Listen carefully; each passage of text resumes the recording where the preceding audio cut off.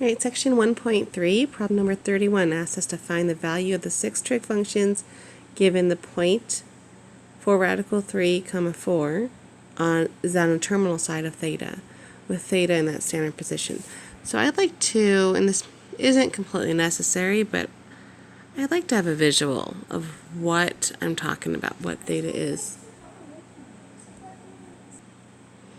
So we're given the point 4 radical 3, so that's somewhere up the x-axis over here, and y is 4. So let's say about here. And it doesn't have to be exact, because again it's just a sketch, so I can have an idea of what, I just kind of like to have a picture of what's going on so I can put all this together.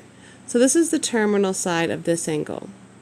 And we're finding the six trig functions of that angle, theta. So our six trig functions are sine, cosine, and tangent. And then the reciprocals of those are cosecant, secant, and cotangent. And sine is y over r. Cosine is x over r. Tangent is y over x. Cosecant is the reciprocal of sine, so that's r over y. Secant is the reciprocal of cosine, so that's r over x. And cotangent is the reciprocal of tangent, so that's x over y. So what's x, y, and r?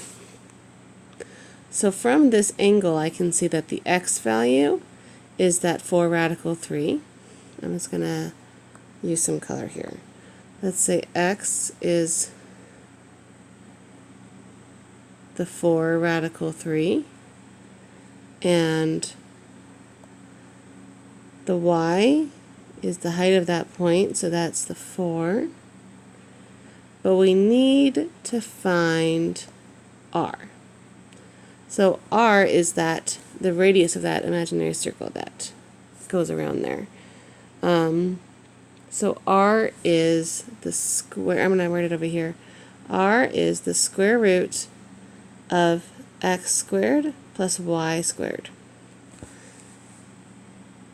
So that is 4 radical. Let's go ahead and grab my orange for that.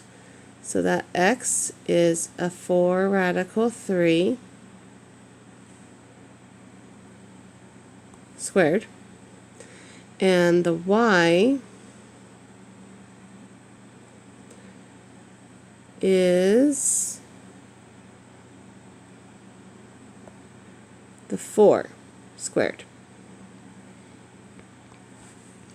So when I simplify this, I get square root of, when I square the 4 squared, that's 16, and the radical 3 squared is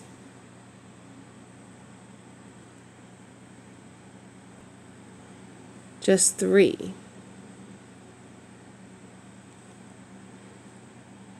So then my square goes away, and then the 4 squared here, it gives me the 16.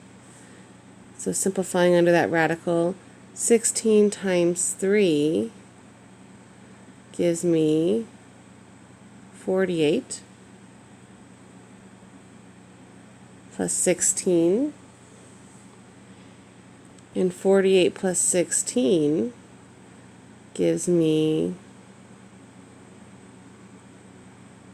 64, and the square root of 64 is 8. And I don't need to worry about negative 8 because r is always positive, so I'll just take positive 8. So remember that. R is always positive because it's a radius. It's the length of that terminal side reaching that P. It's a side of a triangle, a couple different ways to think about it, but either way it's always a length, so it's always positive. So I'm going to put that 8 right here, and this is going to help me. I'm going to take those three, x, y, and r, and plug and chug those into my trig function formulas, and find my functions. Okay, so I'm just going to make some more space in my trig functions and I think move this over here, whoops, for reference.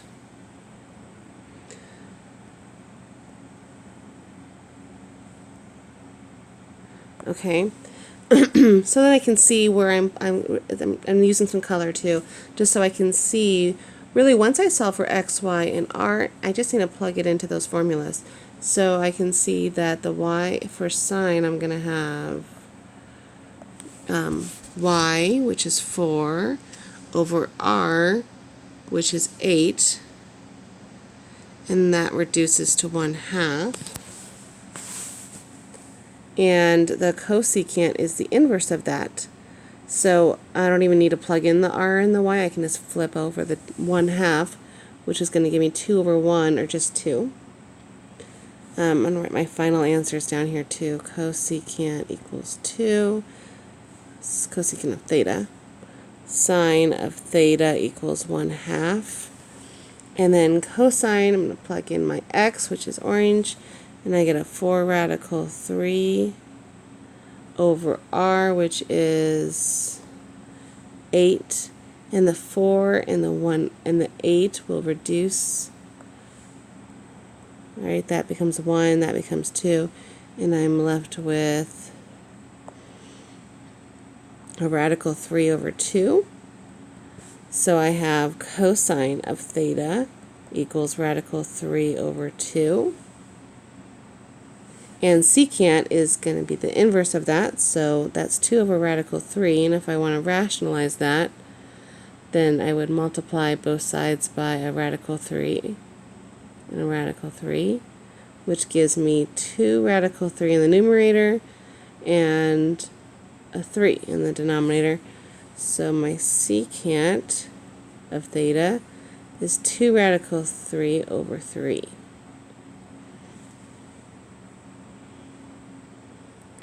And tangent, I'll need the y, which is the 4, and the x, which is 4 radical 3, and those 4's are going to cancel and reduce, so I end up with 1. They both turn into 1, and I get 1 over radical 3. Or if I rationalize that, I get that tangent of theta is radical 3 over 3. And then cotangent is the inverse, the multiplicative inverse of tangent. So I'm actually going to look at this guy because that way once I flip it over, it will be rationalized. And it's radical 3 over 1, or just radical 3. I wrote in the second line so I can box final answers.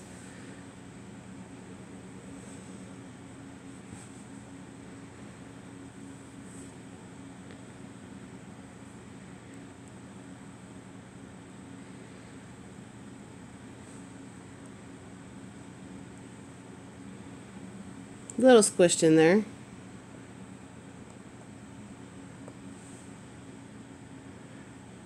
Looks like sine and cosecant took up all the space. Tangent and cotangent had to squeeze in what was left.